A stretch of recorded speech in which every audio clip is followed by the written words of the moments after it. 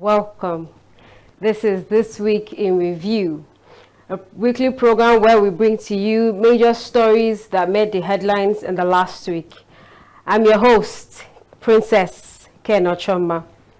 In this past week, we had major stories that were top on the news that I'll be bringing to your very doorstep. Do stay with us. We'll be right back. Following the end of the suspension period of the Kogi senator, the National Assembly has refused to allow her back into the Red Chamber, saying that her case is still in court.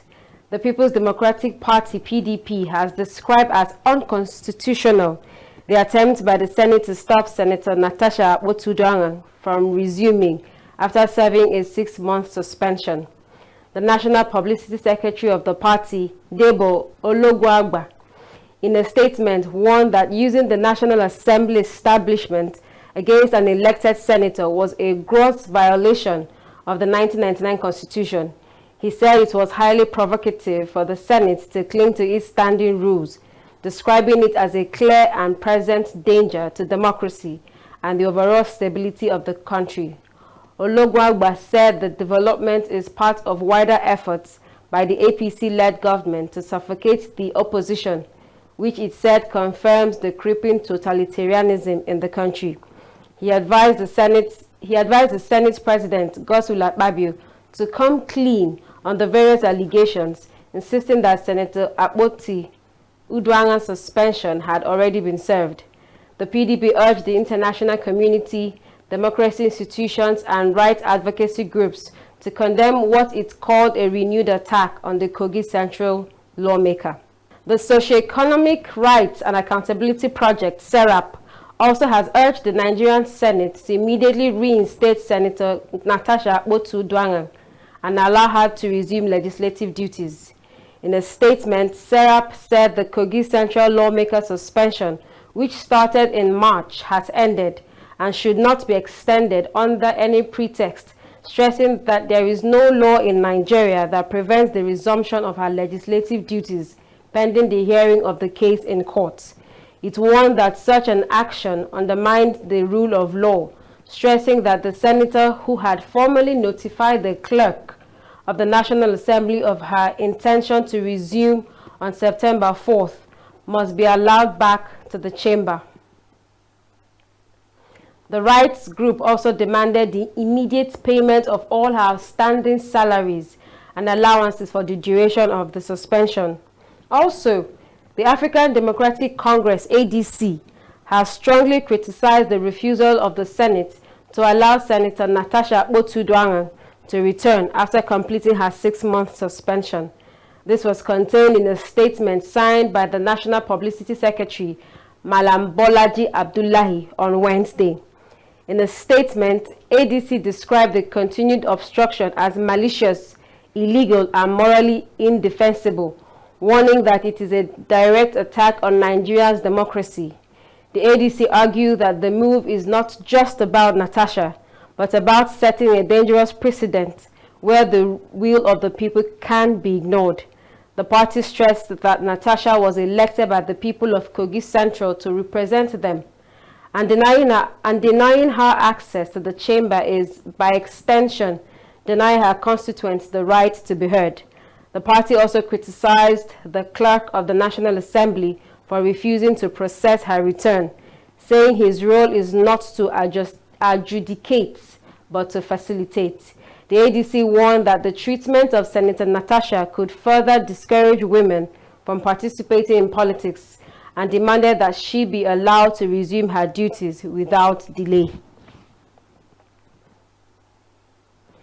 A federal high court sitting in Abuja on Thursday convicted and sentenced Mahmoud Usman, one of the commanders of Ansaru, a proscribed terrorist organization, to 15 years imprisonment. The Department of State Services had arraigned Usman, who pleaded guilty to the charge of illegal mining activities that enabled him to acquire arms for terrorism and kidnapping purposes.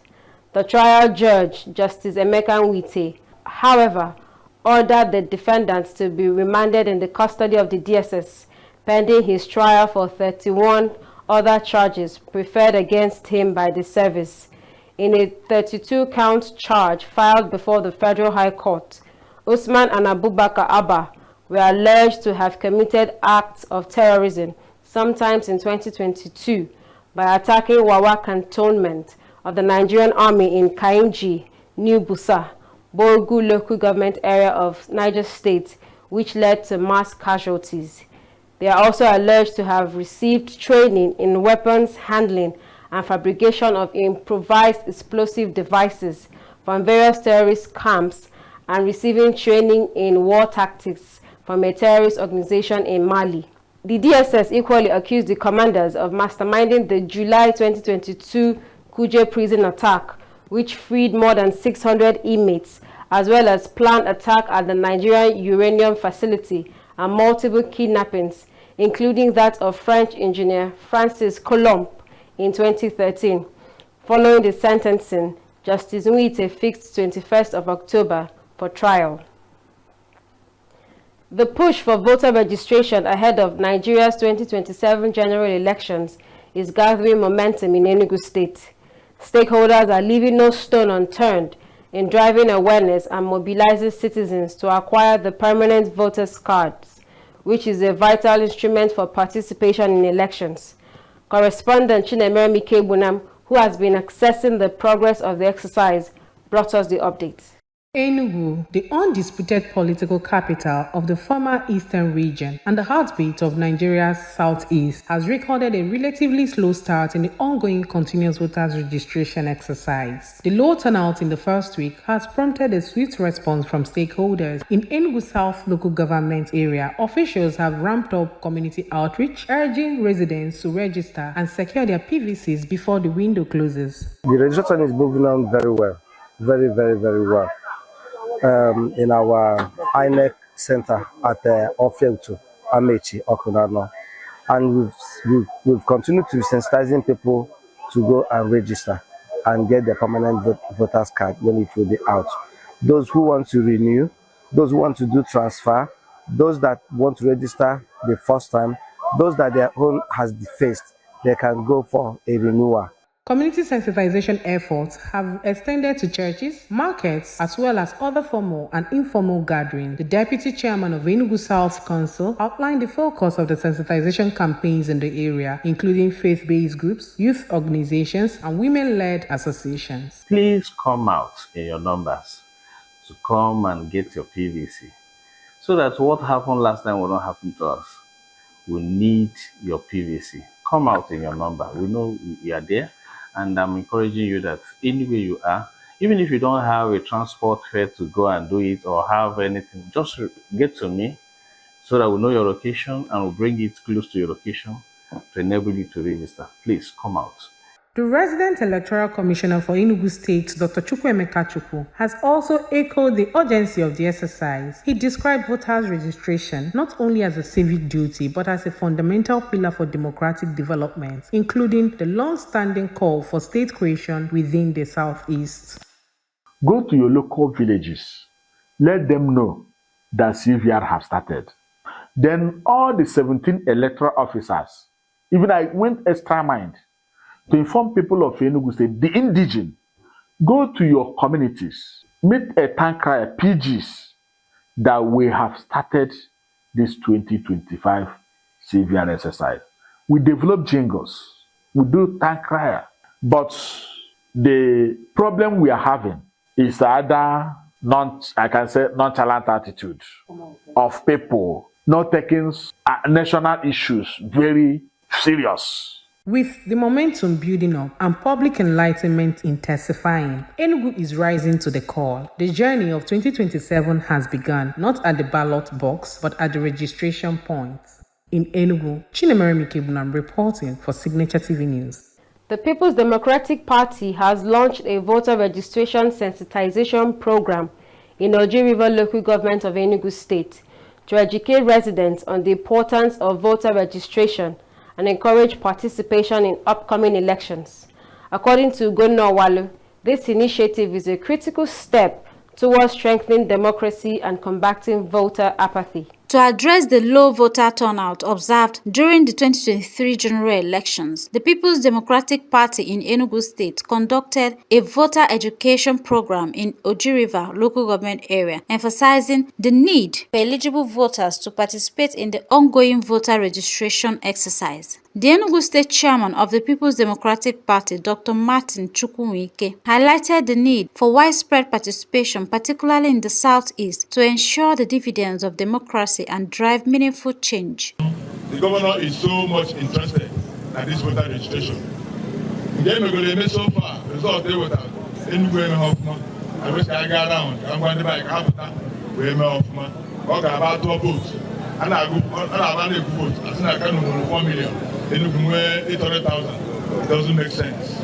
So, then you up to 5 million people in Enugu. It was at least 2 to 3 million voters registered.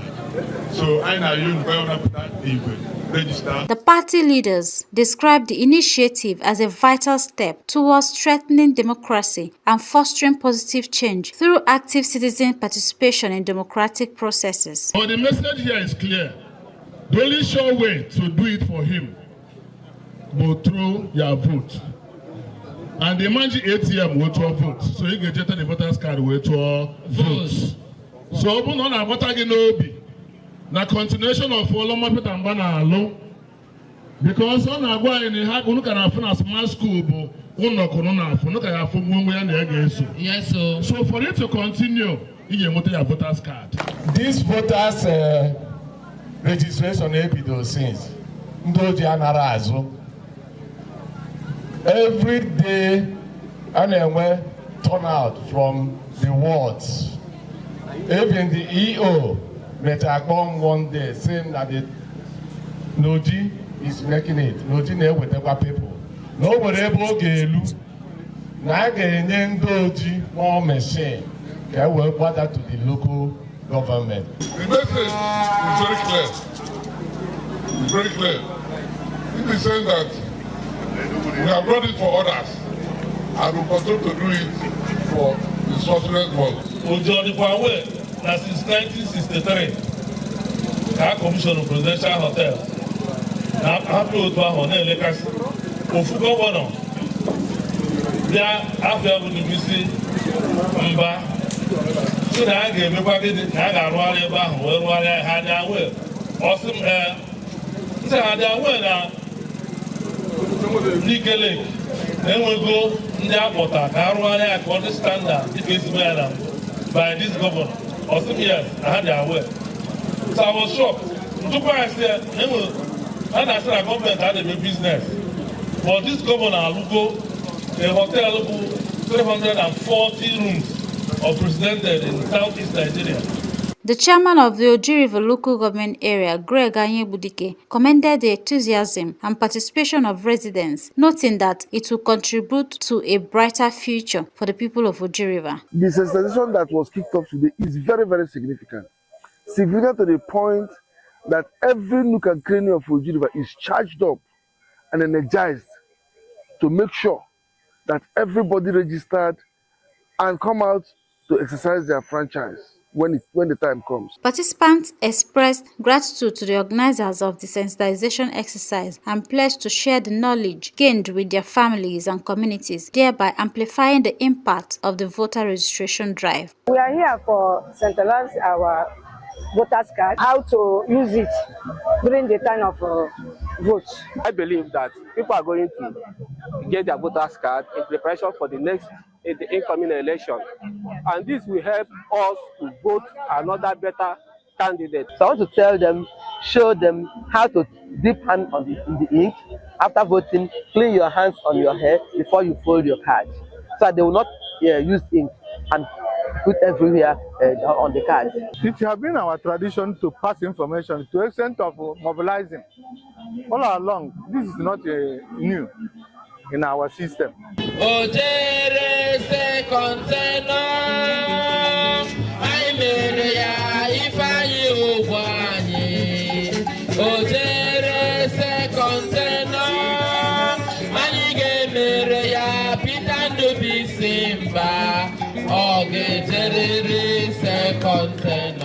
The continuous voter registration, which began online on August 8, is expected to run till August 30th, 2026.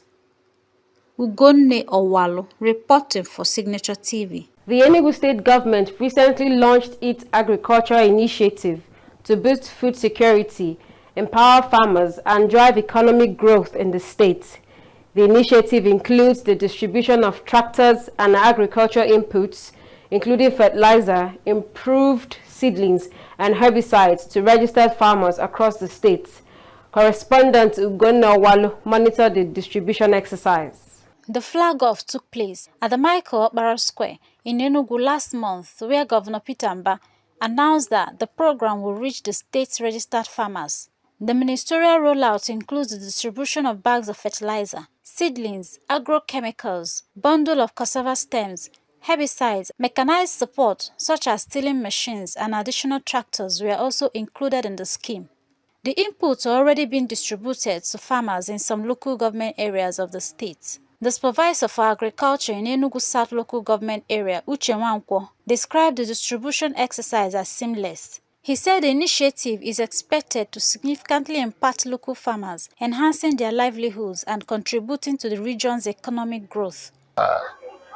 Almost every other thing is going fine, and it's perfect because it's transparent. Everybody, one after the other, is identified before releasing the input. All the beneficiary is the authentic farmers. So there's no middleman, no people. They have to be there with their phone number, your name, and every other thing. So it's similarly. The beneficiaries of the cassava stem and fertilizer distribution exercise expressed gratitude. They also described the process as transparent and free from any financial demand. For everybody with his own bag of fertilizer and some stem of cassava and this chemical. Very excited, very, very happy. Because as you can see, when I go to market to buy all these things, the thing will cost me a lot of money. But as you can see, all these things, nobody collected penny from me. I will use the money to add on what I'm doing in my farm. First of all, I have already weeded my farm, but I have lucky to have this cassava stick. I'll have the fertilizer to make my crop grow, to add it to my crop and corn. That my vegetable, I have a land of when I plant ugu and green. I have to add them there. And the fertilizer that I will go now and use. No, they did not collect any money. The executive chairman of Enugu South local government area, Caleb Ani, encouraged farmers in the area to utilize the cassava stems and fertilizer they received for their intended agricultural purposes. Make sure when you get this, you use it for what? The agricultural purpose. Do you understand? Yes, you should imagine what it means when all of us have a farm where we make use of all these very inputs. You should imagine what that means. Yes, we will have a bumper harvest. Yes. That is the target of the state. Yes. That is the target of the local government. Yes. And we cannot compromise that. Yes. Special Assistant on Political Matters, Chijoka Abo, commended the farmers for participating in the cassava stem distribution exercise, which he said was smooth and successful. The whole farmers in Enugu South local government, as you can see, a whole lot of them are here. They've been here since morning, taking their own and be going to the houses. You can see some came with some trucks. So, and it's well organized. Stakeholders say the success of this intervention will be measured in the coming planting season as they look forward to bumper harvest and a strong rural economy. Ugonne Owalo reporting for Signature TV. The federal government has released the authentic and approved subject offerings for Nigeria's newly revised basic and senior secondary education curriculum, warning stakeholders against fake versions in circulation. In a press release on Monday, the Nigerian Educational Research and Development Council said the reforms undertaken by the Federal Ministry of Education under its National Education Sector Reforms Initiatives are designed to reduce overload and ensure positive learning outcomes for pupils across the country. The Executive Secretary of NERC, Professor Salusi Shehu, signed the notice on 8th September 2025. confirming that implementation will begin at the start of each 3-year education cycle, Primary 1, Primary 4, JSS1, and SS1. The NERD-C cautioned against misinformation, declaring nationwide sensitization and teacher capacity building have been slated to commence immediately for effective implementation. The Council assured that the reforms mark a new phase in Nigeria's education sector, ensuring relevance, flexibility, and skill acquisition from the earliest stages of learning. President Bola Tinubu directed financial and capital market authorities to monitor the increasing use of stable coins and digital currency in Nigeria, cautioning that the shift away from traditional banking systems presents emerging challenges that might be proactively managed. Speaking at the 18th Annual Banking and Finance Conference of the Chartered Institute of Bankers of Nigeria in Abuja on Tuesday, Tinubu, represented by the Minister of Finance and Coordinating Minister of the Economy, Wale Edu, acknowledged the global financial system's rapid transformation, further emphasizing the need for Nigeria's economy to transition from resilience to reinvention. The President stressed the critical role of digital tools, artificial intelligence, and open banking in driving industrialization, improving efficiency, and creating jobs. He noted that while Nigeria's GDP is growing, the industrial contribution from manufacturing has not reached the level required to generate enough jobs for the nation's expanding workforce. The President also reiterated his administration's commitment to tapping into the potential of Nigeria's youth, who are set to form the world's largest workforce by 2050. On fiscal policies, Tinubu referred to the recently enacted tax reforms aimed at establishing a more transparent and effective and efficient tax regime. He explained that linking government accounts with the Central Bank of Nigeria will increase revenue mobilization. More news coming to you after this break. The Vice President, Kashim Shettima, has directed the Presidential Food Systems Coordinating Unit to fast-track the disbursement of the federal government's 250 billion credit support for smallholder farmers at the single-digit interest rate.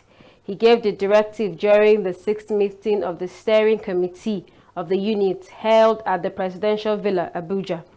The Vice President told the members to come up with an implementation roadmap for the disbursement of the funds, saying it was necessary to avoid further delays and ensure that the target beneficiaries of the initiative were reached. He said there was need to sit down with all stakeholders and come up with a robust roadmap that ensures that the funds reach the intended farmers and translate into real productivity gains.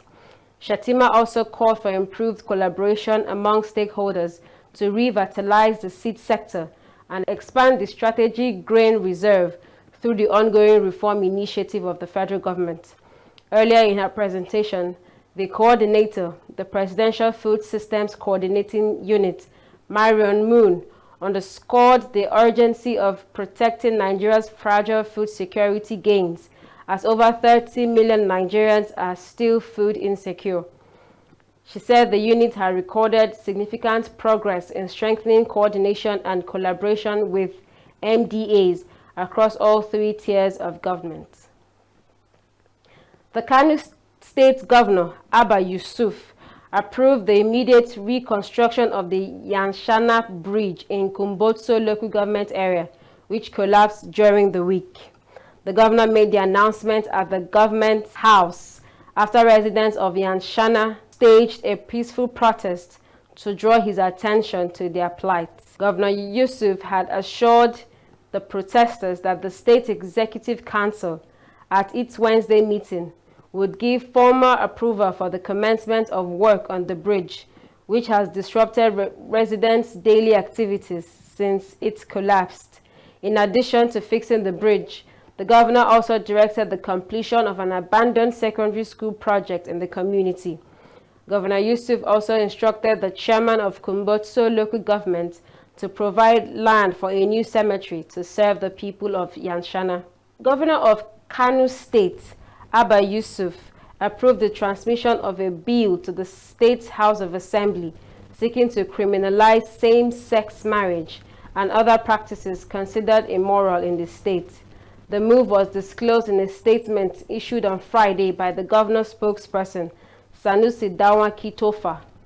Yusuf gave the approval while presiding over the 31st Executive Council meeting held at the Government House Annex in Kwankwashia City.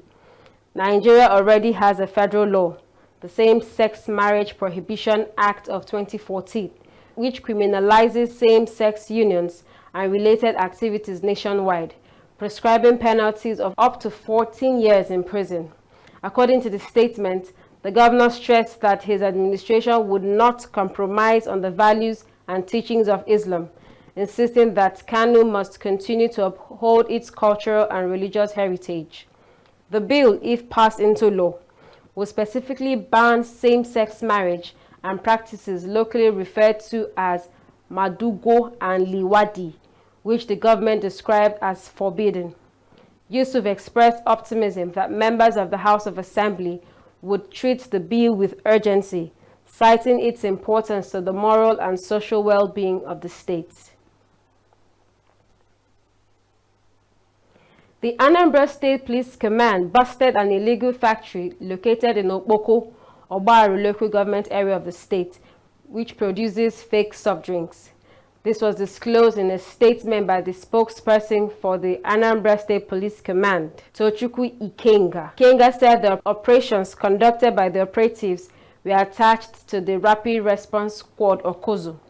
The police uncovered and dismantled several fake drinks branded as Iyi Obelagu juice and arrested one suspect found at the factory. He said the products were being manufactured without the approval of the National Agency for Food and Drug Administration and Control and are considered highly harmful to the health of both adults and children.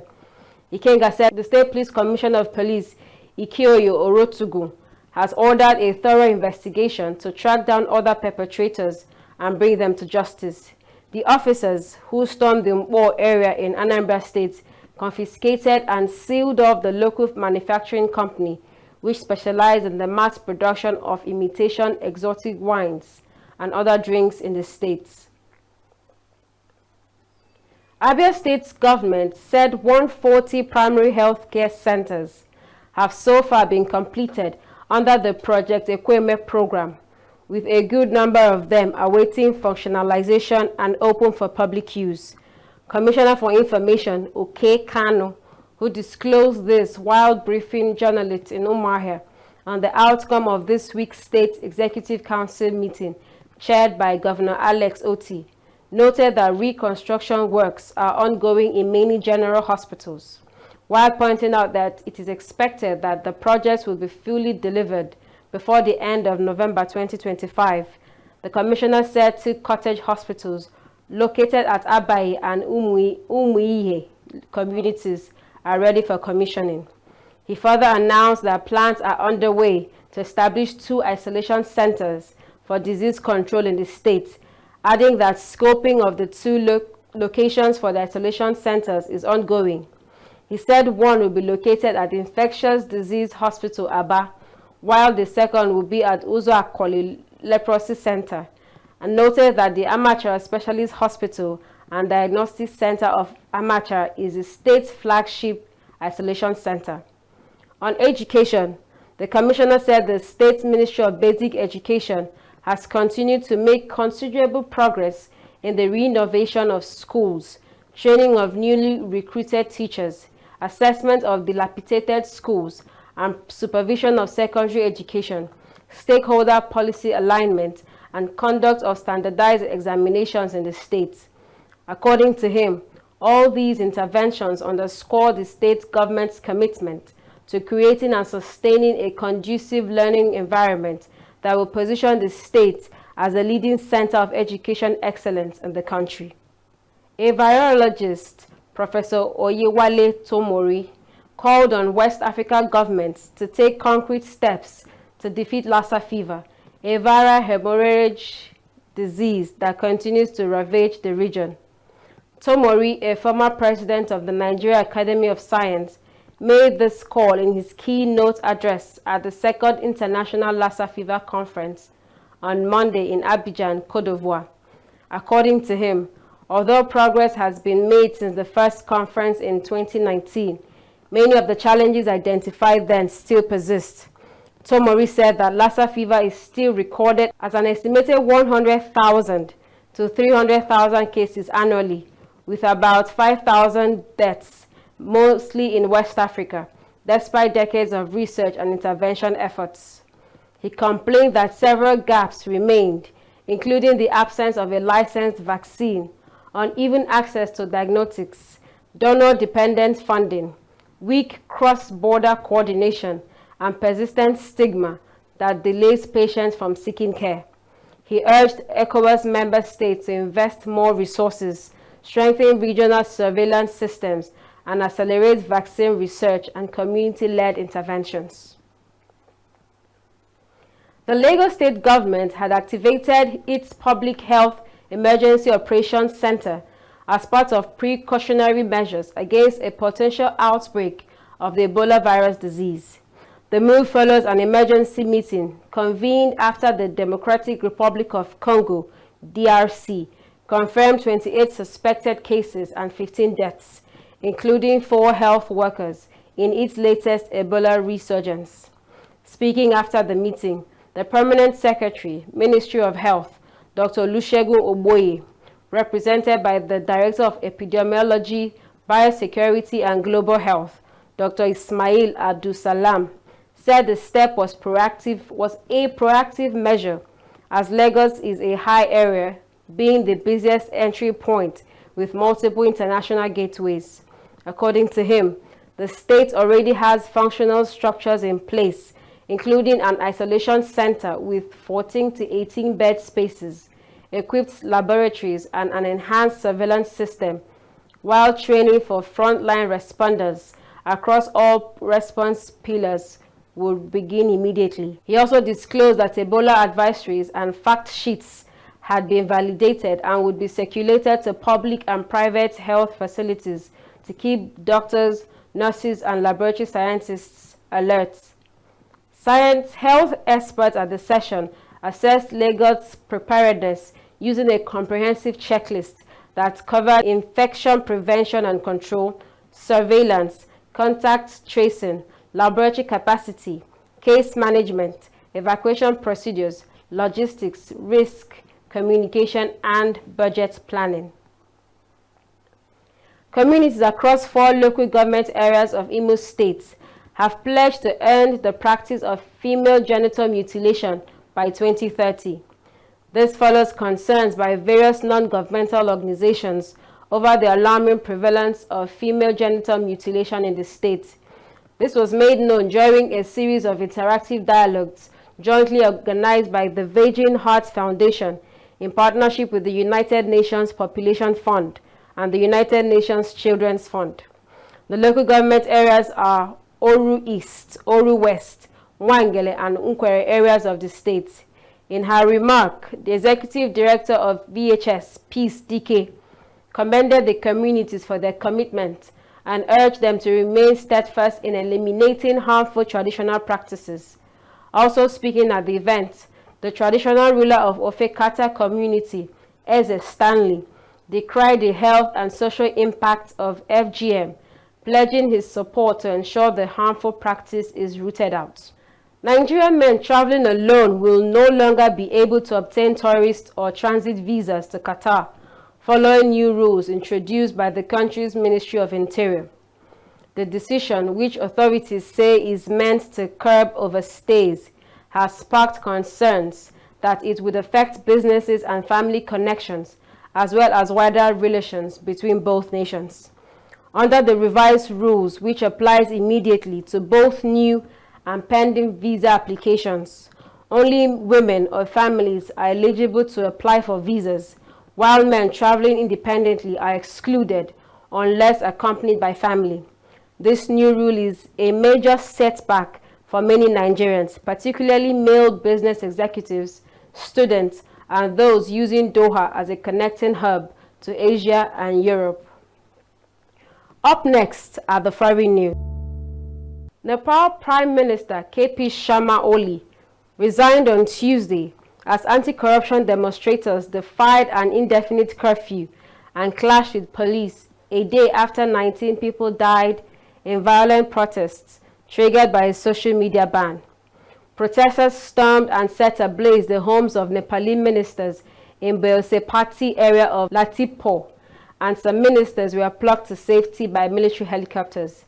But there was no let-up in the protests on Tuesday, forcing Oli to quit and plunging Nepal into fresh political uncertainty. The unrest is the worst in decades in the poor Himalayan country that is wedged between India and China and has struggled with political instability and economic uncertainty since protests led to the abolition of its monarchy in 2008. The official residence of Nepal's former cabinet ministers in Lalitpur was left charred on Wednesday in the aftermath of 2 days of deadly anti-corruption youth-led protests that forced Prime Minister KP Sharma Oli to resign. The upheaval in the poor Himalayan nation was unleashed by a social media ban that was announced last week, but was rolled back after 19 people were killed on Monday as police fired tear gas and rubber bullets to control crowds. Nepal's health ministry said the death toll from the protests had risen to 25 by Wednesday, but 633 were injured. Most of the protesters were young people voicing frustration at the government's perceived failure to fight corruption and boost economic opportunities, leading to the demonstrations being dubbed the Gen Z protests.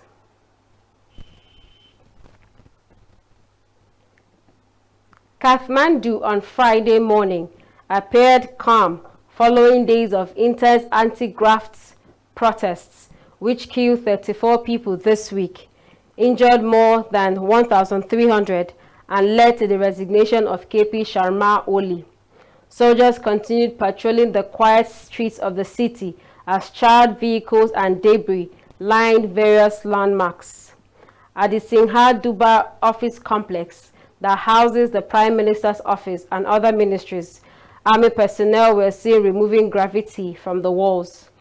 Nepal's former Chief Justice Sushila Karki is likely to be appointed as interim Prime Minister, as sources aware of the talks said on Friday. The Himalayan nation's worst upheaval in years was sparked by a social media ban now rolled back.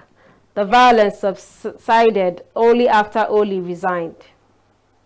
To resolve the current situation, the Chief of Army and the President agreed to appoint former Chief Justice Sushila Karki as the Prime Minister of the interim government. This is truly commendable.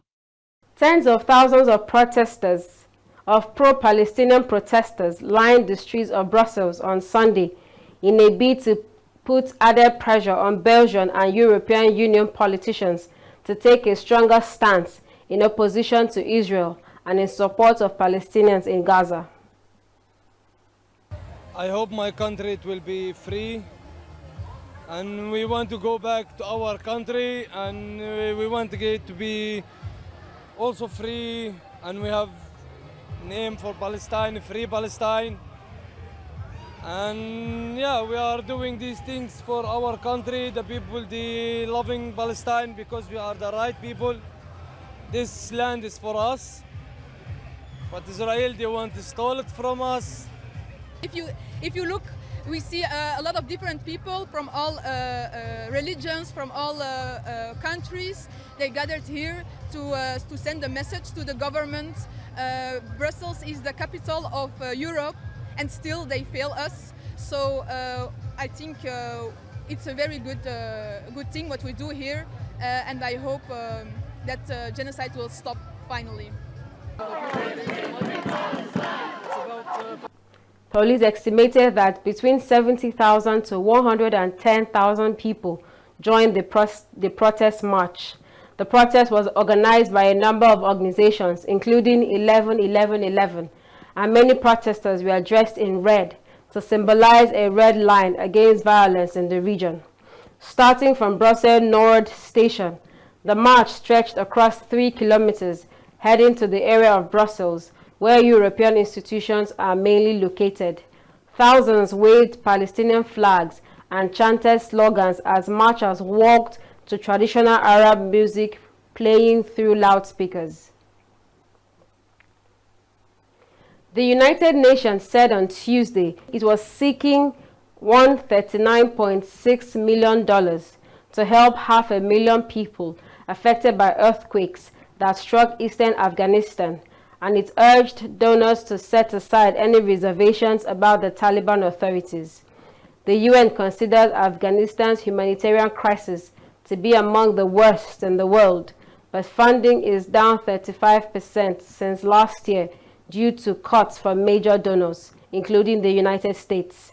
The cuts have grounded a helicopter which would have otherwise facilitated access to remote villages, Ratwati said. Ratwati said the United States had not yet released funds for humanitarian relief following the earthquake. The overall cost around this, the funding required is $139.6 million. And this will span the period from September till the end of December. It will be an integral part of, obviously, the existing humanitarian response plan, but this will be the requirements to respond for this particular emergency. Right now, lives are at stake. 2 more weeks and the winter temperatures are going to be reaching these high altitude communities. And what we want to do is have the ability to reach and respond to the communities affected with this terrible tragedy that struck us 2 weeks. We are working with the authorities to say that it is their responsibility to consistently enable an operational environment in which we can work, particularly to be able to reach and deliver for women and girls. And health teams particularly have more women aid workers obviously needed for distribution, support, and monitoring, but also for the assessments. This is an important part. But I want to also say that it still is a challenge given the remoteness, the context, and the operational environment in which we work in consistently, or with the restrictions on women staff for NGOs and UN that have been there for a couple of years. Afghanistan's worst earthquake in years, which struck on the night of August 31st into September 1st, killed more than 2,200 people and was followed by a series of powerful aftershocks. The quakes have left tens of thousands of people homeless, with some fearing further landslides. Australians weighed the fairness, but generally agreed with the minimum 33 years prison sentence handed down on Monday to an Australian woman convicted of murdering 3 elderly relatives with poisonous mushrooms. Erin Patterson was found guilty in July of killing her mother-in-law, Gail Patterson, father-in-law, Donald Patterson, and Gail's sister, Heather Wilkinson, in a case that has been globally followed and dubbed the Luagantha mushroom murder. Presiding Judge Justice Christopher Bale said that the question of parole was a significant consideration in his sentencing, as the prosecution argued Patterson should never be released. Sydney resident Nicola Toon said she agreed with the possibility of parole after 33 years. Patterson's non-parole period of 33 years is the longest ever for a woman convicted of murder in Victoria. Only one woman in Australia has ever received a life sentence. Only one woman in Australia has ever received a life sentence without the possibility of parole. Look, I think it is fair because I think it's also about the message that it sends with that sort of crime. I understand that she's going to be looking to appeal, and I think that's fair as well. So it seems harsh, but if she's up for parole in 33 years, that sounds about right to me, given what she's been sent to jail for. She didn't eat the mushrooms herself, but I don't know for sure that it was definitely a murder. I obviously haven't heard all of the evidence, but you know, I think they've gathered the evidence and people have decided she's guilty. I guess I haven't seen the evidence, but I feel like it could have literally been a mistake. So I feel in that case, because I feel like the sentencing's a little harsh, to be honest, yeah. I think she should have a chance after, like 30 years. She's going to be, what, in her 80s? It's quite old. I don't think someone in their 80s should be in prison for something they did 30 years ago. Yeah, I mean, people can change, I guess. They understand their mistakes when they are in prison, I assume. So I guess she would have an opportunity to realize the mistake that she has done. So yeah, I mean, this is sort of a self-reflection for herself, yeah. UK Home Secretary Shabana Mahmood said Britain could cut the number of visas granted to countries that do not accept the return of migrants with no right to remain, after talks with allies including the United States on how to assert more control over borders. Britain's new Interior Minister Shabana Mahmood said counterparts from the United States, Australia, Canada and New Zealand agreed to the principles at the meeting in London on Monday.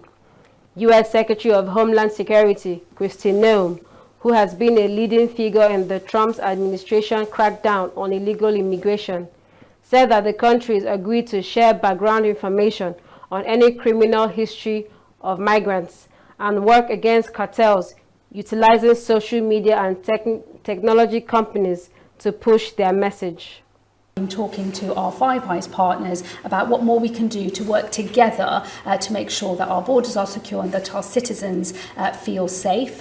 We think that there is interesting space for collaboration, particularly on how we deal with countries who do not take their citizens back. So making sure that we are able to return out of our countries people who have no right to be in our countries and send them back to their home countries. So for the countries that do not play ball, we've been talking about how we can take much more coordinated action between the Five Eyes countries, and for us that means including possibly the cutting of visas in the future, just to say, you know, we do expect countries to play ball, play by the rules, and if one of your citizens has no right to be in our country, you do need to take them back.